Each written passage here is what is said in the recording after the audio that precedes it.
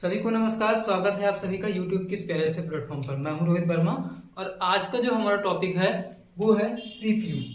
ठीक है, तो सीपीयू जो है वो कंप्यूटर का एक मुख्य प्रोसेसिंग डिवाइस होता है। जैसा कि आप सीपीयू का फुल फॉर्म देख सकते हैं, इसका फुल फॉर्म होता है सेंट्रल प्रोसेसिंग यूनिट।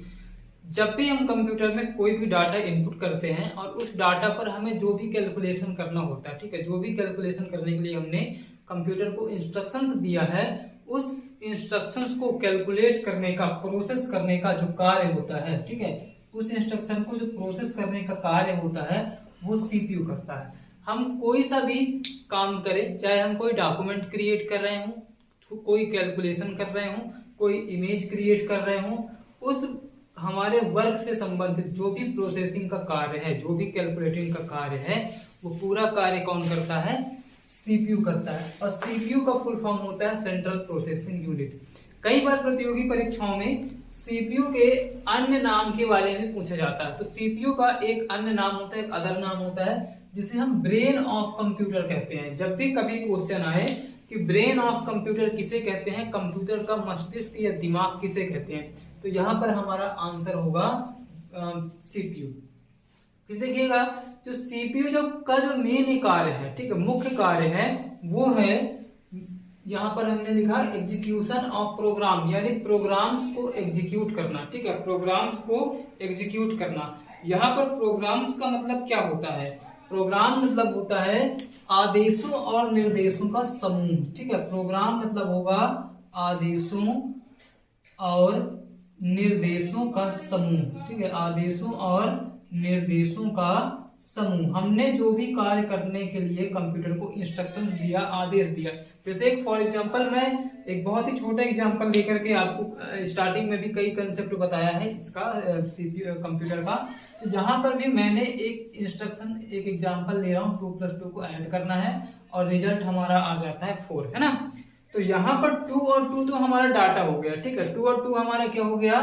डेटा हो गया। ये डाटा हमने इनपुट किया। ठीक है, अब इसको करना क्या है? ऐड करना है। ठीक है, क्या करना है? ऐड करना है। तो ऐड करने के लिए हमने कंप्यूटर को इंस्ट्रक्शंस दिया है ना। यहाँ पर हमने कंप्यूटर को इंस्ट्रक्शंस दिया है और इंस्ट्रक्शंस का सेट जो होता है वही प्रोग्राम्स कहलाता है। और प्रोग्राम को एग्जीक्यूट करने का काम, रन करने का काम, उसे परफॉर्म करने का काम सीपीयू का होता है। तो यहां तक बात समझ में आ गई होगी आप सभी को, मैं उम्मीद कर रहा हूं।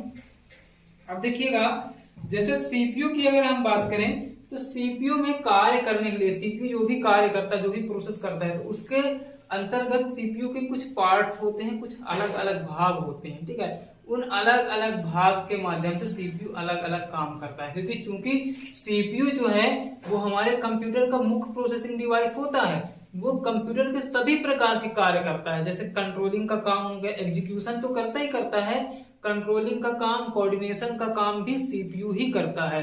सीपीयू के बिना कंप्यूटर का कार्य हो ही नहीं सकता, कंप्यूटर का संचालन असंभव है ना। यानी जितने भी कंट्रोलिंग का कार्य है, जो भी कंट्रोलिंग का कार्य है, वो पूरे कार्य कौन करता है? यहाँ पर आपका सीपीयू करता है।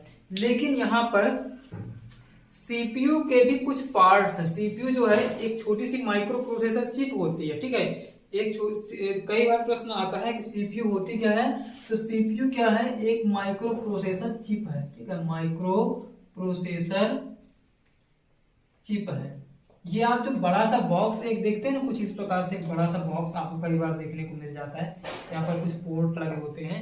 इसे जनरली हम आम बोलचाल की भाषा में सीपीयू कहते हैं, लेकिन वास्तव में इसका नाम सीपीयू नहीं है। इसे हम किसी अन्य नाम से जानते हैं, जिसकी चर्चा हम आगे करेंगे आगे की क्लास में, है ना।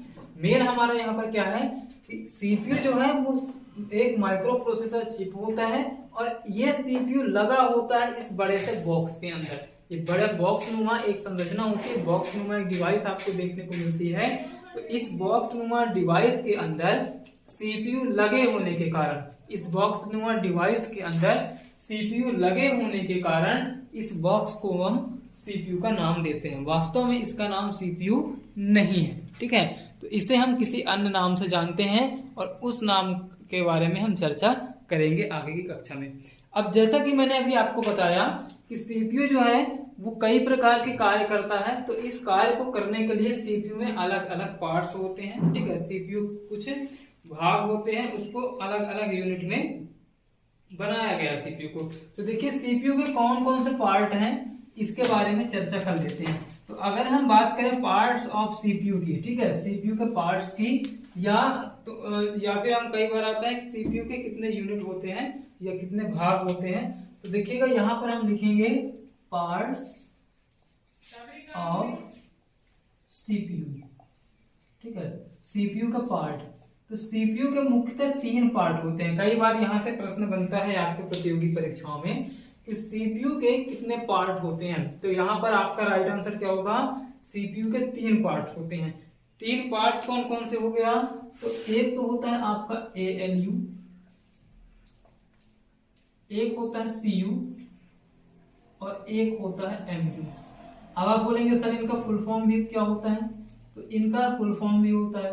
अगर हम बात करें एएलयू की, ठीक है, अगर हम बात करें एएलयू की, तो एएलयू का फुल फॉर्म होता है अर्थमेटिक लॉजिक यूनिट, ठीक है, अर्थमेटिक लॉजिक यूनिट, ठीक है। नाम से ही यहाँ पर हमें पता चल जा रहा है, देखिए जो हम इसका नाम है उसी के अनुसार इसका काम है, अर्थमेटिक लॉजिक यूनिट। सीयू का मतलब होता है कंट्रोल यूनिट, ठीक है, और एमयू का मतलब क्या होता है, मेमोरी यूनिट, ठीक है, मेमोरी यूनिट। अब समझिएगा बात को, 3 प्रकार के यहाँ पर सीपीयू के पार्ट्स हैं, सीपीयू के 3 भाग हैं।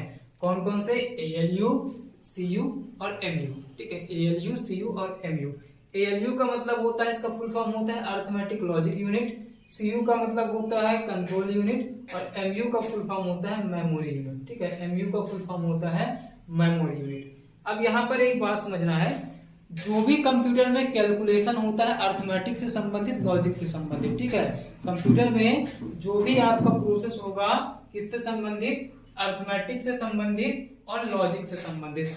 अर्थमेटिक मतलब क्या होगा, मैथमेटिकल कैलकुलेशन, ठीक है, अर्थमेटिक मतलब क्या होगा यहाँ पर आपका मैथमेटिकल कैलकुलेशन, मैथमेटिकल कैलकुलेशन यानी एडिशन का, ठीक है, सब्सट्रैक्शन का, डिवीजन का, ठीक है, मल्टीप्लाई, इस प्रकार से जो भी अर्थमेटिकल कैलकुलेशन है वो पूरा कौन करेगा, एएलयू करेगा, ठीक है, एएलयू करेगा। साथ ही साथ इसमें लॉजिक शब्द भी जुड़ा है, ठीक है, तो लॉजिकल क्रियाएं भी करेगा। लॉजिकल क्रियाएं मतलब तार्किक क्रिया यानी डिसीजन लेने से संबंधित काम, ठीक है, किससे संबंधित काम, डिसीजन लेने से संबंधित काम। डिसीजन लेने से संबंधित काम भी यहाँ पर कौन करेगा, तो आपका एएलयू करेगा। यानी कि अगर हमने कंप्यूटर को कोई भी डाटा इनपुट किया, ठीक है, हमने कंप्यूटर को कोई भी डाटा इनपुट किया, जैसे अगर 2+2 हमने इनपुट किया, तो यहाँ पर 2+2 में क्या करना है, एडिशन करना है, ठीक है। अब चूंकि यहाँ पर एडिशन का मतलब क्या होगा, बाइनरी डिजिट का एडिशन, ठीक है, बाइनरी डिजिट का सब्सट्रैक्शन, बाइनरी डिजिट का ही डिवीजन, ठीक है, क्योंकि कंप्यूटर हमेशा बाइनरी डिजिट पर ही काम करता है। हमने कोई भी डाटा इनपुट किया, भले ही हमने कोई कैरेक्टर क्यों ना इनपुट किया हो, भले ही हमने कोई कैरेक्टर क्यों ना इनपुट किया हो, लेकिन इसे कंप्यूटर पहले बाइनरी फॉर्मेट में कन्वर्ट करेगा और बाइनरी फॉर्मेट में कन्वर्ट करने के बाद उस पर प्रोसेस करेगा। प्रोसेस कौन करेगा, एएलयू। क्यों, क्योंकि अगर एडिशन का काम करना है, मल्टीप्लिकेशन का काम करना है, सब्सट्रैक्शन का काम करना है, तो इस प्रकार के जितने भी काम हैं वो आपका एएलयू करेगा। साथ ही साथ लॉजिकल कार्य, जैसे कोई भी डिसीजन लेनी है आपकी, ठीक है, कोई भी डिसीजन लेने से संबंधित काम है अगर, तो ये डिसीजन लेने का काम भी कौन करेगा, एएलयू।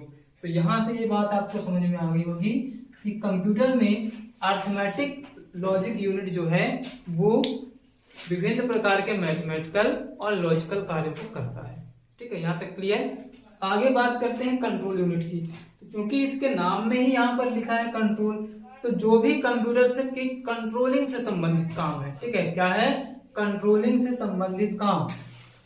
तो कंट्रोलिंग से संबंधित जो भी काम है वो कौन करेगा, कंट्रोल यूनिट, ठीक है, जैसे किसको डाटा देना है, कब देना है, कैसे देना है, ठीक है, और कोऑर्डिनेशन का काम भी कौन करेगा, कंट्रोल यूनिट। साथ ही साथ ये डेटा ट्रांसमिशन भी करता है, ठीक है, क्या करता है, डेटा ट्रांसमिशन। अब डेटा ट्रांसमिशन का मतलब क्या होगा, जैसे हमने लिखा 2+2 और हमें रिजल्ट मिल जाता है 4, हमें रिजल्ट मिल जाता है 4। मैं बहुत ही छोटे एग्जांपल लेके समझाता हूँ। यहाँ पर 2+2 हमने लिखा और रिजल्ट हमें मिलता है 4। अब ये जो 2+2 है हमने कहाँ पर इनपुट किया है, किस डिवाइस के माध्यम से? तो इनपुट डिवाइस माउस या कीबोर्ड के माध्यम से इनपुट करेंगे। जनरली आप कीबोर्ड के माध्यम से करेंगे, लेकिन वर्चुअल कीबोर्ड का यूज करके हम माउस से भी कर सकते हैं। बहुत सारी डिवाइसेस हैं, लेकिन हम आम अभी जनरल क्या यूज कर रहे हैं, कीबोर्ड। तो हमने डेटा इनपुट किया कीबोर्ड में। अब उस कीबोर्ड से डेटा को प्रोसेस करने के लिए सीपीयू के पास जाना होगा। उस डेटा को प्रोसेस करने के लिए कहां पर जाना होगा, सीपीयू के पास जाना होगा।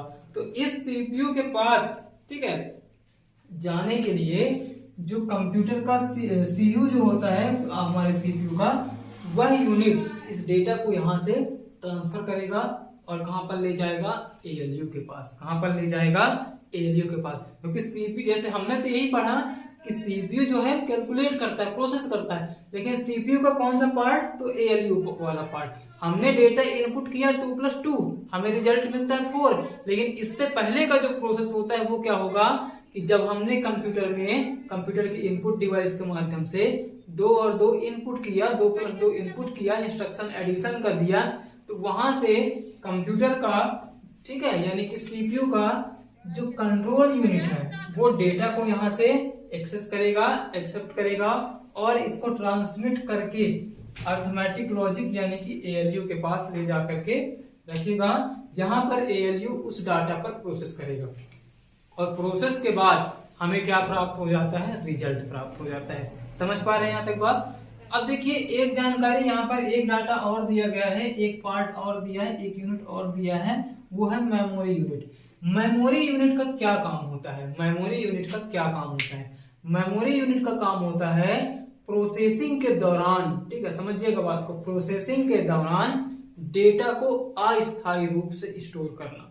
स्थायी रूप से परमानेंटली स्टोर नहीं होता ना, अस्थायी रूप से स्टोर होता है, लेकिन कब, प्रोसेसिंग के दौरान।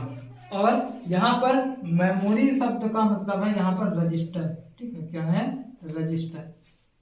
मेमोरी का मतलब यहाँ पर क्या होगा, रजिस्टर, ना कि मेन मेमोरी, ठीक है। यहाँ पर हम हार्ड डिस्क की बात नहीं कर रहे हैं, यहाँ पर हम किसकी बात कर रहे हैं, रजिस्टर की बात कर रहे हैं। यानी कंप्यूटर के सीपीयू के ये 3 पार्ट होते हैं जो प्रोसेसिंग के दौरान एक मुख्य भूमिका निभाते हैं, एक मुख्य रोल प्ले करते हैं, ठीक है। कौन सा, एएलयू, सीयू और एमयू। अब इसको मैं एक जनरल लाइफ का एग्जांपल लेकर के आपको समझाना चाहूंगा, समझिएगा इसको।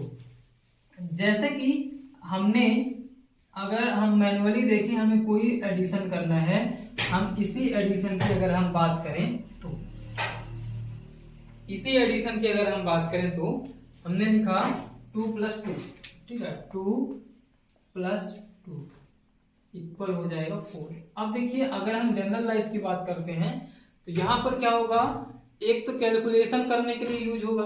तो यहाँ पर हम कैलकुलेशन किस पर कर रहे हैं, अपने माइंड के माध्यम से कर रहे हैं। किसके माध्यम से कर रहे हैं, माइंड के माध्यम से कर रहे हैं, ठीक है। किसके माध्यम से कर रहे हैं, तो माइंड के माध्यम से कर रहे हैं। तो माइंड कैलकुलेट करता है, ठीक है, इसलिए ये क्या हो जाएगा, एएलयू वाला पार्ट हो जाएगा, अभी समझिएगा, ठीक है। इनपुट किसके माध्यम से किए, आंख के माध्यम से किए, ठीक है, क्योंकि हमने देखा है ना, तो आंख के माध्यम से किए। और फिर जैसे ही हमने आंख के माध्यम से मतलब हमारा इनपुट हुआ डाटा, फिर हमारा माइंड का जो न्यूरॉन्स होते हैं वो इस डेटा को ट्रांसमिट करके हमारे मेमोरी तक ले जाएंगे, यानी कंट्रोल यूनिट की तरह कार्य करेंगे, और फिर उस पर प्रोसेस करेगा माइंड और रिजल्ट दे देगा, ठीक है, रिजल्ट दे देगा हमें। उसी प्रकार से यहाँ पर भी होता है, जैसे हमने 2+2 ऐड किया, तो 2+2 को पहले हमने कीबोर्ड के माध्यम से इनपुट किया, ठीक है, किसके माध्यम से, कीबोर्ड के माध्यम से। तो जब हमने कीबोर्ड के माध्यम से इनपुट किया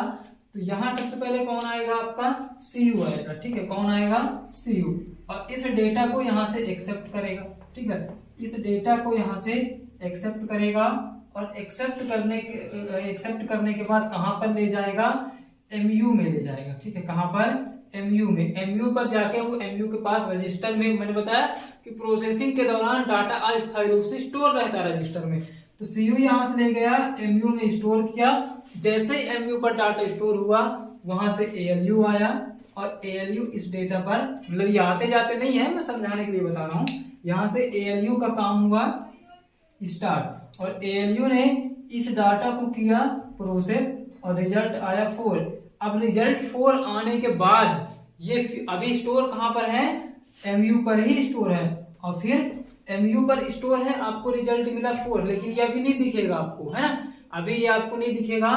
CU फिर आएगा आगे, ठीक है, CU का कार्य फिर होगा आगे, और CU क्या करेगा, इस 4 रिजल्ट को, ठीक है, जो हमारा यहाँ पर रिजल्ट है 4, इस 4 रिजल्ट को क्या करेगा, CU यहां से उठाएगा, कहां से, तो आपके रजिस्टर से, CPU के रजिस्टर से, और उठा करके यहां से डेटा को ले जाएगा कहां, आपके आउटपुट डिवाइस की ओर, ठीक है, कहां पर, आउटपुट डिवाइस की ओर, यानी कि आपको मॉनिटर की ओर, और मॉनिटर पर आपको डिस्प्ले हो जाता है रिजल्ट। ये प्रोसेस बहुत ही फास्ट होता है, इसीलिए आपको समझ में नहीं आता कि मैं इंटरनल प्रोसेस बता रहा हूँ। तो समझ गए यहाँ पर बहुत अच्छे तरीके से, मैं उम्मीद कर रहा हूँ कि आप लोगों को CPU समझ में आ गया होगा, ठीक है।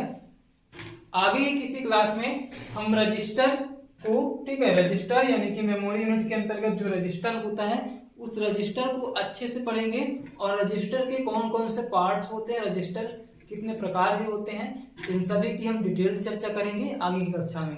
तो आज की कक्षा में बस इतनी ही जानकारी देनी थी। आपको ये वीडियो कैसी लगी कमेंट करके जरूर बताइएगा, अच्छी लगी तो लाइक करिएगा, और यदि आप हमारे चैनल पर नए हैं तो चैनल को सब्सक्राइब करना मत भूलिएगा। बहुत जल्द मिलेंगे हम अगली क्लास में, यानी कि अगली वीडियो में। तब तक के लिए सभी को नमस्कार, गुड बाय, टेक केयर, अपना ख्याल रखिएगा, धन्यवाद।